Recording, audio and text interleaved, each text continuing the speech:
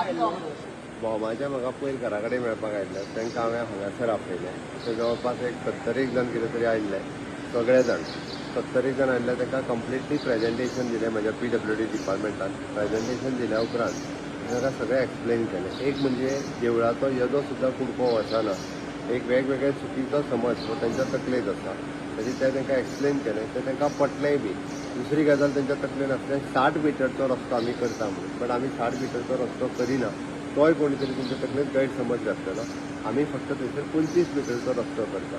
तिसरी गजाल तेजी एका देवळा कडल्यान दुसऱ्या देवळा कडेन वचपाकूय कांयच प्रॉब्लेम जायना. घरां वयता म्हणजे तेंची 60 म्हणजे जवळपास 40 घरां वयता असो तांच्या तकलेन आसलो. फक्त वयता भितरली 4 घरां. ओके, 4 घरां भितरले 4य ओनर थंयसर आशिल्ले. एकट्याचीच 2 म्हणजे एकट्याचें दुकान आनी घर 99 स्क्वेअर मिटरान आसा आनी 120 स्क्वेअर मिटरान उरलेली 2. त्या 4य जाणांक आमी वेगळे 4 प्लॉट दिता आनी वेगळी 4 घरां तेंची बांदपा खातीर आमी पयशेय दिता.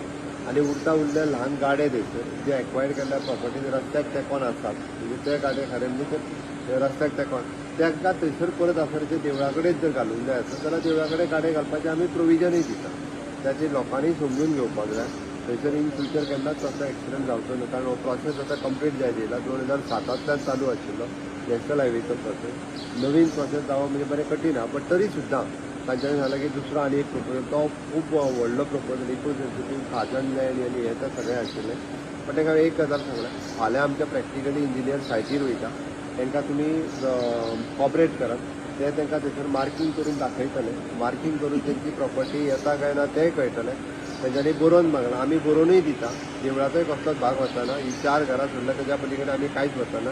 उरलेली घरांची बेश्टी मार्कींग तेंचें कन्फ्युजन आहा की सर्वे नंबर तो दाखयला म्हणजे त्या सर्वेची सगळीं घरां वयतली.